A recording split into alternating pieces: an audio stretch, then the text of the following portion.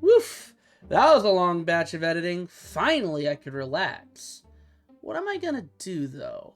Oh yeah, the new patch 9.2 came out for Dead by Daylight. I wonder how the community's reacting to the new killer.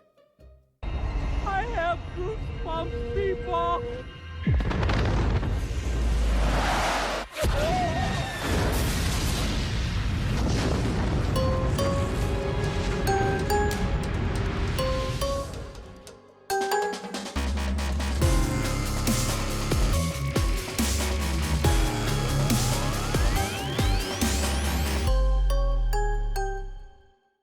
Hello, everybody. It is I, Jesse, aka Survival Punk, aka the Wide Guard, aka, oh no, it's that guy.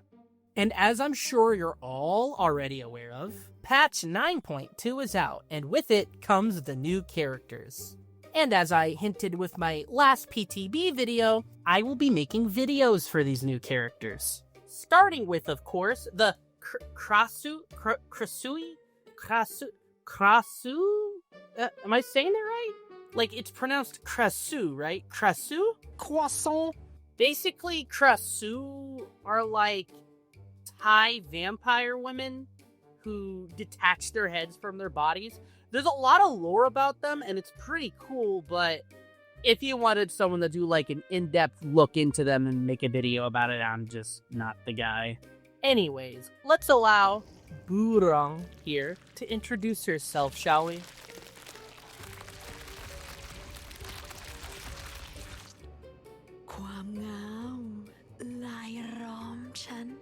Oh, beautiful, yes. Truly a sight to behold. Beauty is exactly what comes to mind watching this.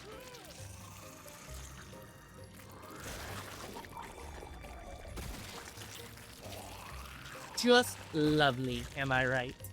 Moving on, her power is unbodied flesh, where basically she separates her head from her body and can fly around the map, kind of like an Evil Dead spirit just zooming around. Additionally, her power has like an affliction tied to it. She basically, in her M1 form, spits leeches at you, and in her M2 form, she whips you with her organ tentacles to apply these leeches as well. And it has like 2 stages and different things happen, but you need the affliction on you before the tentacles can hurt you. It's really confusing, but I'll do my best to explain. Whenever you shoot a leech at someone or hit them with a whip, you build towards your leeched effect. There's a stage 1 and a stage 2. If you shoot them with the leech, they automatically enter stage 1. You have to hit them 3 times with the whip in order to have them enter stage 1. When they enter stage 1, they are now susceptible to the whip for damage. In other words, if you want to damage them with the whip, you gotta whip them 5 consecutive times to get it, which sounds ridiculous, but it's mostly fair in my opinion, considering the fact that all you have to actually do is shoot them once with the leech power in your regular M1 form. Do note, however, that additional leech shots from your M1 form, as well as additional whip attacks in your M2 form, does not increase the leech effect bar past stage 1. The only way for a survivor to enter leeched stage 2 is a overtime buildup after entering stage 1. Now, the way your whip attack works in your headless flight mode is sort of like a long charged lunge attack, and it's decent for the most part and has a decent range to it, but it's not that much farther than a regular lunge in an M1 form.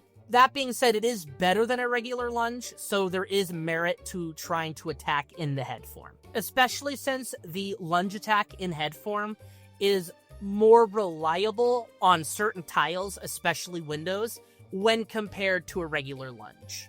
Especially true when you take into consideration one of the changes they gave her from the PTB to the game at large is they made it to where her lunge in headless flight mode has a timer before collision with obstacles, so you can kind of lunge around surfaces. They also gave you a lot more control over the lunge itself, so you can kind of aim it a little bit, which I personally think is a good thing, because in the PTB, it felt a lot like a weaker Demogorgon lunge. And obviously, you want to be in head mode more often than M1 mode, due to the fact that headless flight is just really good map traversal as long as you're managing the bar correctly. Additional aspects of her transformation I should probably point out. They buffed her from the PTB to live to where her transition between M1 form to M2 form or headlong flight form was reduced from 2.6 seconds to 2.2 seconds, which doesn't sound like a lot, but you actually do feel it if you played her on the PTB, because during the PTB, her transformations felt super sluggish. It's still a little slow, but if they reduced it any more than this, it wouldn't be balanced at all, so I'm actually happy with where it's sitting right now. Additionally, they added the ability to vault during headlong flight. However, this will end the interaction, so you have to wait a moment before you can start flying off again. This was, however, at the cost of her faster vaulting time. When in head mode, her vaulting time in head mode was 1.5 seconds. They increased it to a default 1.7, which I think is a fair trade, personally. Moving on to the leech projectile that she shoots. Basically, it's very similar to the Unknown's projectile in the sense that she lobs it like a grenade, and you want to aim for obstacles and obstructions in the environment. The key difference, however, being that instead of bouncing off of obstacles, it explodes off of obstacles on impact, sending blood and leeches out like shrapnel towards the survivors. An additional key difference to note as well, unlike Unknown, where you can aim at the ground and bounce it off the ground towards people, that isn't an option for the Krasue. Reason being, the game's coded to not count the floor as an obstacle for the projectile. And yes, this is on purpose, so if it hits the floor, the ground eats it entirely. Additionally, unlike the Unknown, there is a lot more merit to hitting people directly with the projectile, and I don't just mean add-ons. It will actually apply the effect no different than if it hit a wall. So your primary goal when shooting it is to either hit the survivor directly or an adjacent wall to the survivor. I will say you're much better off 9 times out of 10 aiming for an obstacle, however, due to the fact that the projectile isn't all that hard to dodge, in my opinion. Now, when a survivor reaches Leeched Stage 2, they become broken, which is pretty strong, but not very likely to happen due to the counterplay for the character. There is this consumable moss that's left across the map.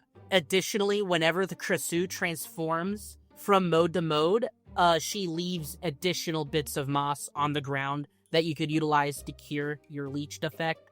Mind you, it doesn't immediately cure. When you consume moss, it heals the effect over time, not immediately. But it also doesn't take very long to fully cure you either. Now, allow us to move on to her perks. Her personal perks are Ravenous. The scent of blood is in the air. Time to feast, blah blah blah. Whenever you hook a survivor for the first time, gain 1 token, up to a maximum of 4. When you have 4 tokens, all survivors scream and are inflicted with Exposed for 60 seconds.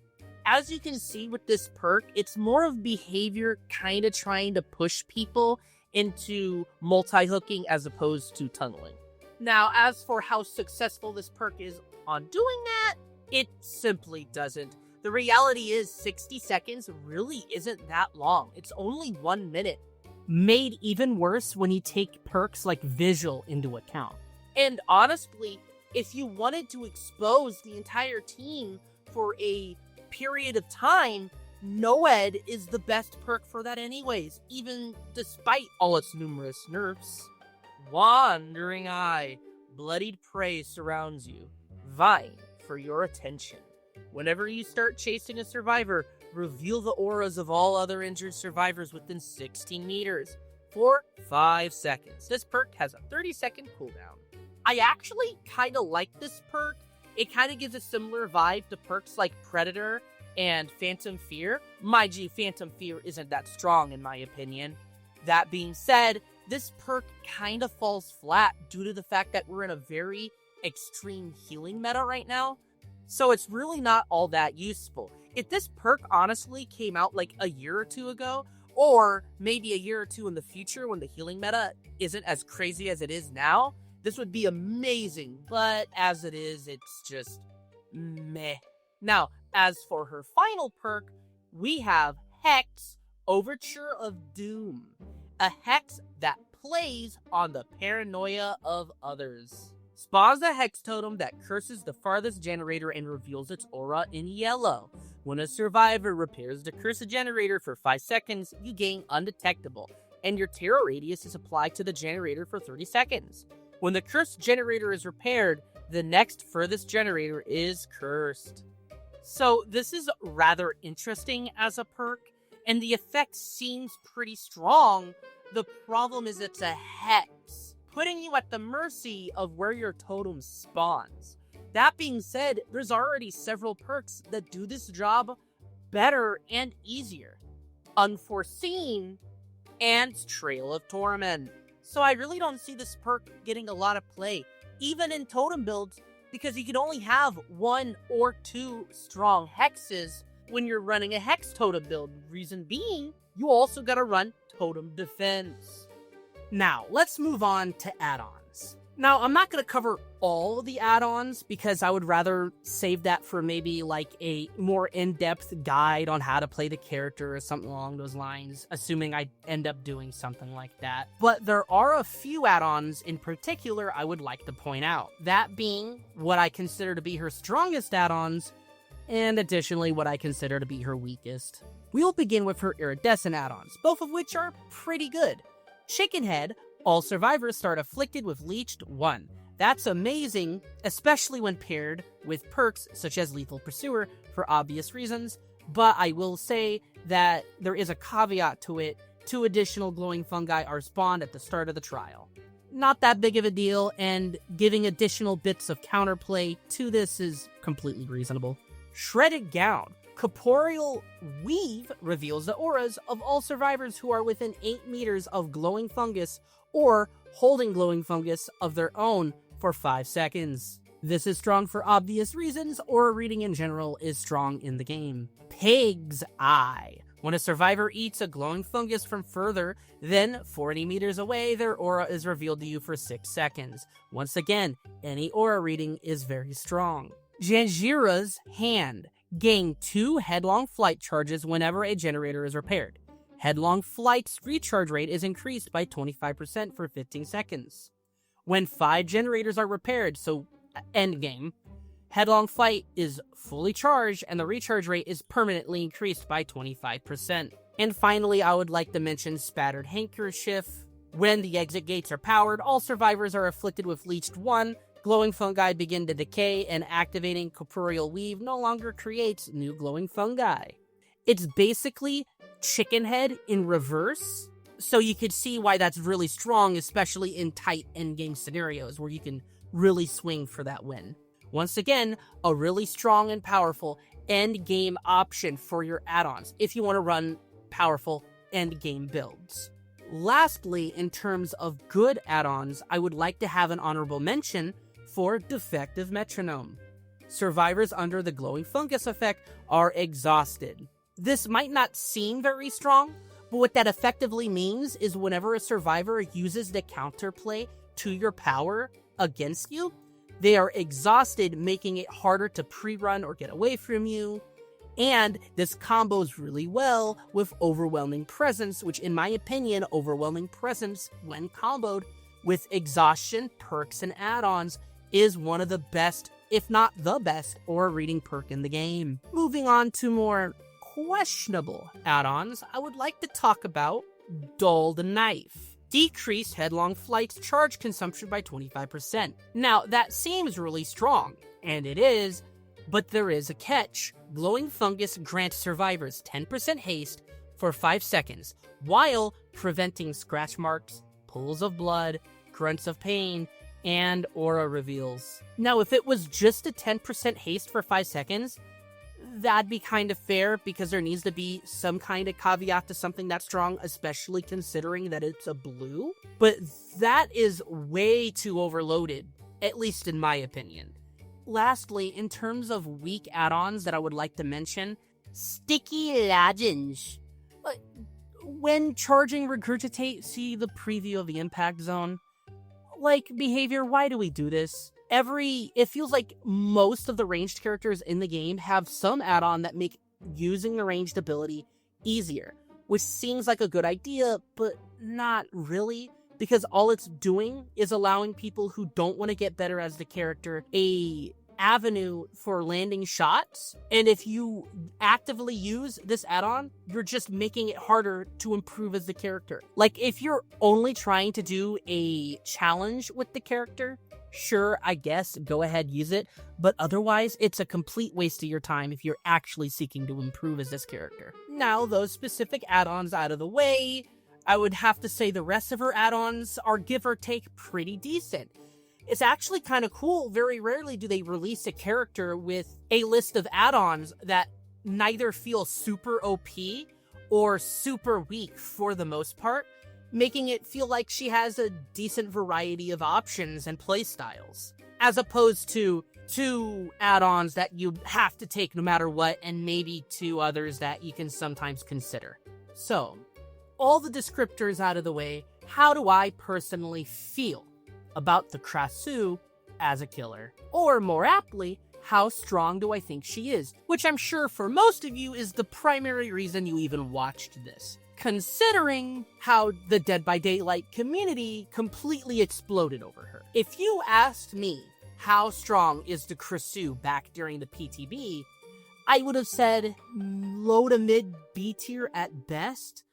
Like, in the PTB, she was super disappointing to me. I realized really quickly, playing her in the PTB, that the best way to play her was treating her like an M1 killer and just utilizing her headless flight mode for nothing more than map traversal. So basically, the best way to play her back in the PTB was just treating her power like a souped-up version of the Lich's fly. It was really stupid, honestly. But obviously, they made a lot of minor tweaks to the Krasue between the PTB to going live. A lot of people think these changes make her S tier, and she's certainly stronger than she was in the PTB, but if I had to rank her right here, right now, gun to my head, I would say high A tier, maybe even the top of A tier, but no more than high A tier. And I know a lot of reputable DBD YouTubers are saying the contrary to that, namely people like Scott Jund, and they're free to have that opinion. I would not take it from them. I just strongly disagree. That isn't to say that she doesn't have balancing issues. She definitely does, but actually, unironically, comparing her to Nurse and Blight is jumping the shark more than a little. Let's listen for a moment what Scott Jund has to say about the Krasue and why he believes she is overpowered. They made her head form better and then removed the main downside of the actual tentacle whip by making it so you do not have collision with the environment for the first 0.06 seconds of it. So now you can just slide around loops like Chucky Slice and Dicing, just kind of like this. If this is pre-dropped, I'm not sure. Nope, never mind. I can glide around it now. Yeah, no, they really removed her one downside. Because of that, those round filler loops are no longer safe. Those were the one bastion of safety you actually had against this killer, and now you can't even use those. So now, effectively, this is a killer that has not a single downside whatsoever. She is on par with Nurse and Blight in terms of having very low to almost no counterplay. I would even argue Blight has more counterplay in some scenarios. Not very much, but she is literally at that level. Now, I understand what Scott Jund is saying here. I really do. But ultimately, what you're saying here, Scott, and I'm not trying to mince words with you or take you out of context, but when you say that, what I hear is it's a problem survivors can't simply turn their brains off and run around a table like a bot for 30 seconds. Now, I understand the point you're trying to get at, but that's not a character being blatantly overpowered. That's a game being blatantly poorly designed. she is literally at that level now, and it's because they made it so you don't collide with things and you can slide around these short round loops. Again, that being her only downside. Additionally, they made the turn rate of that significantly better as well. So now not only will you not collide, but you can actually curve around things significantly more, which enables you to hit even further beyond what you were supposed to be able to hit. And also, the damaging hitbox of the power now seemingly starts instantly. So also that downside of it not having an active hitbox the second you press the button is gone as well. So now you can hit people doing medium vaults and things like that, where normally you would slam into them and nothing would happen, kind of like how Wesker is bugged right now.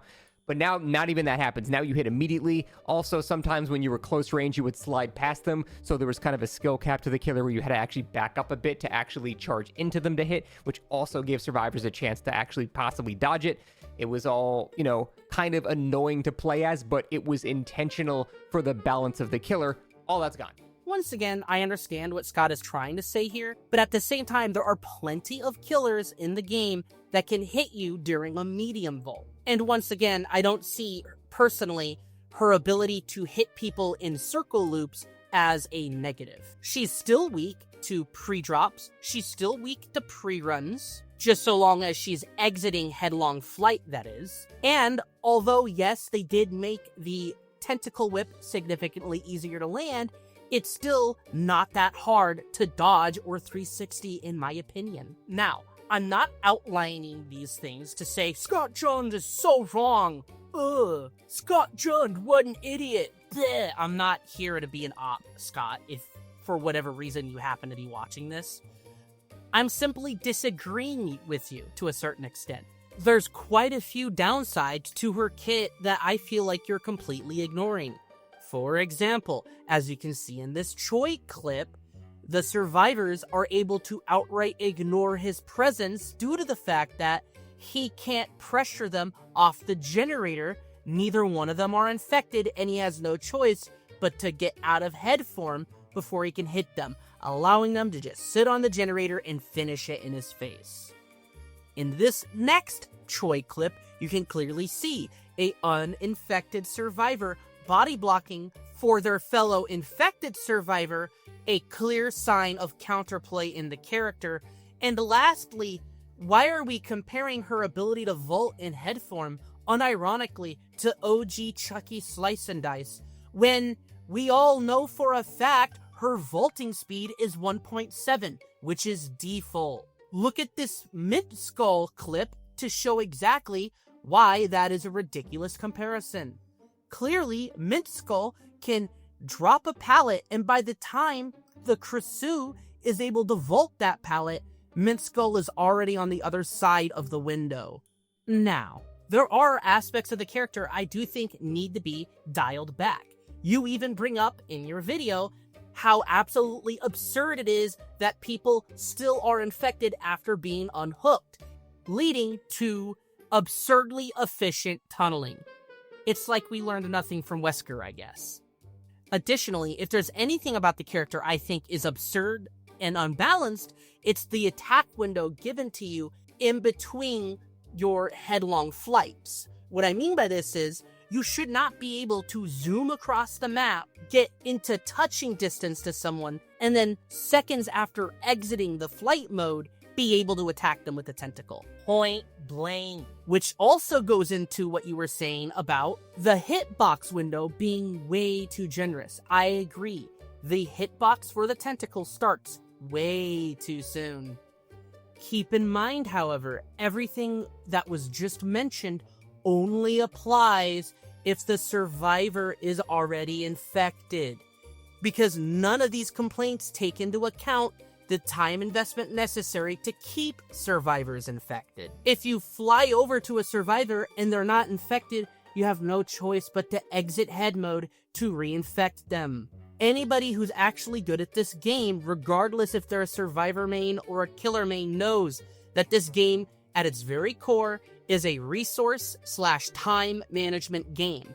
And the precious seconds that you have to sacrifice popping in between the modes in order to keep survivors infected is precious seconds that could have been used pressuring generators. I want to make it clear, however, if there's anything I would change about Krasue, in terms of power, it is simply cure survivors after unhook, for 1. For 2, add a attack delay from when you're zooming across the map, so you can't immediately zoom over to someone after a hit and hit them again. And 3, yes, decrease the hitbox window on the whip itself to make it easier to dodge. That all being said, I don't consider this character for even a second to be on par with Nurse or Blight. If you wanted to say, oh, this character's S tier, and put him on par with characters like Kaneki, or Billy, or Dracula, I can give you that. But the Nurse Blight comparison is just way too much in my opinion. Lastly, my biggest issue with the idea that this character is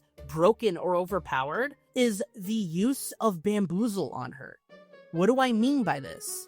Mind you, what I'm about to say is anecdotal, but a personal metric I use when examining the strength of a character in the game is how strong is bamboozle on that character, and or how necessary is bamboozle on that character. A good example of what I'm talking about is Wesker. When Wesker first came out, for the longest time, people thought he was OP and were tired of seeing him, despite the fact that he was mid to low A tier on release, and after his numerous nerfs is mid B tier at best, let's be honest. But my argument, at least amongst my friends, for why he wasn't broken is the simple fact that it's hard to say with a straight face a character is broken when bamboozle is a near necessity for the character. I wouldn't say bamboozle on Krasue is a necessity like it is for Wesker by and large,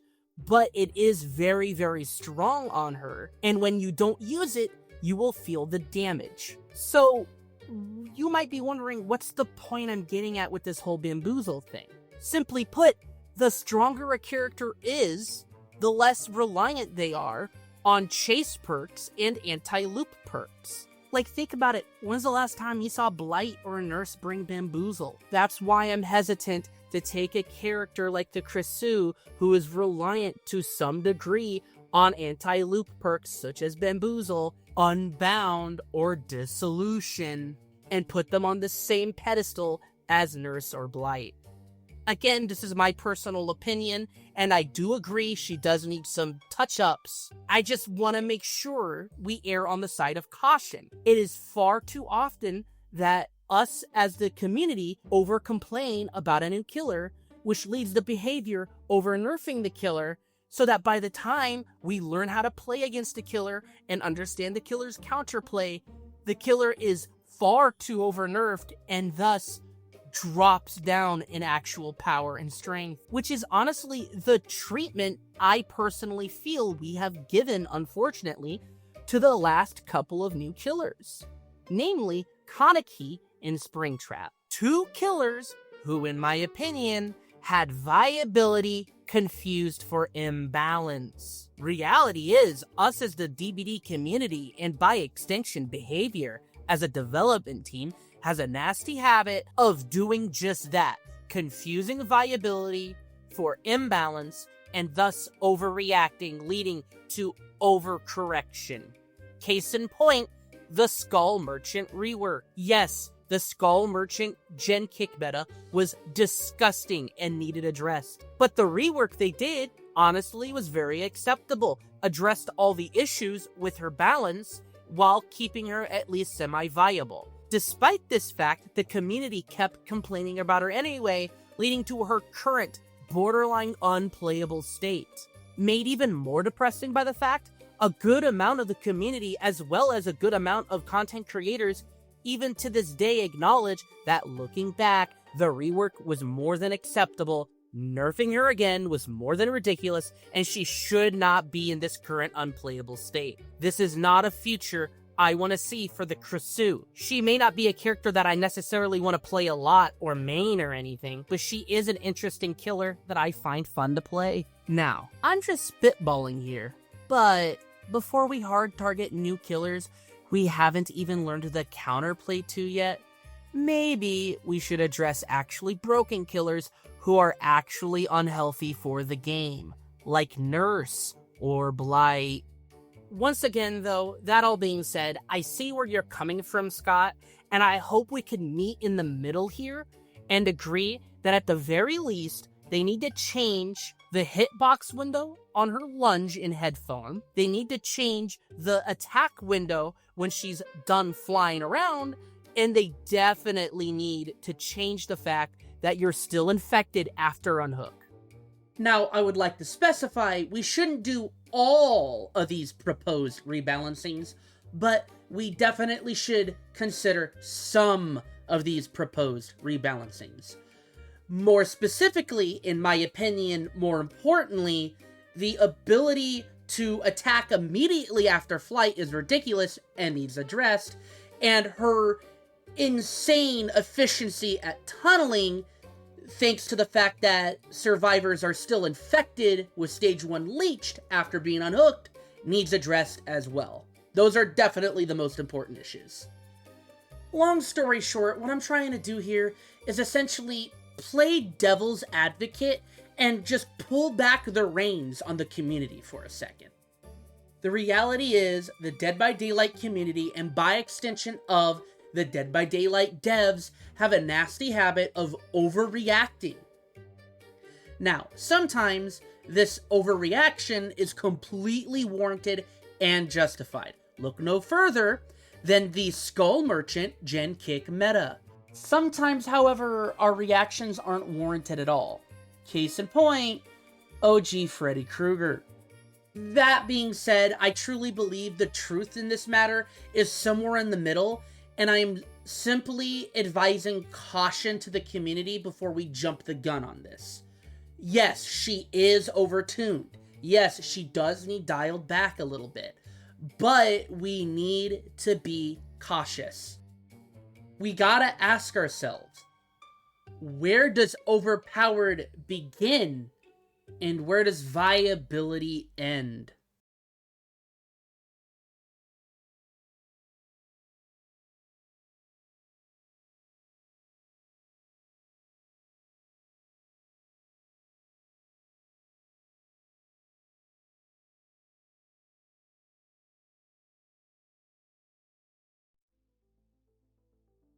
And as always, thank you for watching. Be sure to like, comment, subscribe, and hit that bell. I'll see all of you wonderful boys and girls next time. Bye!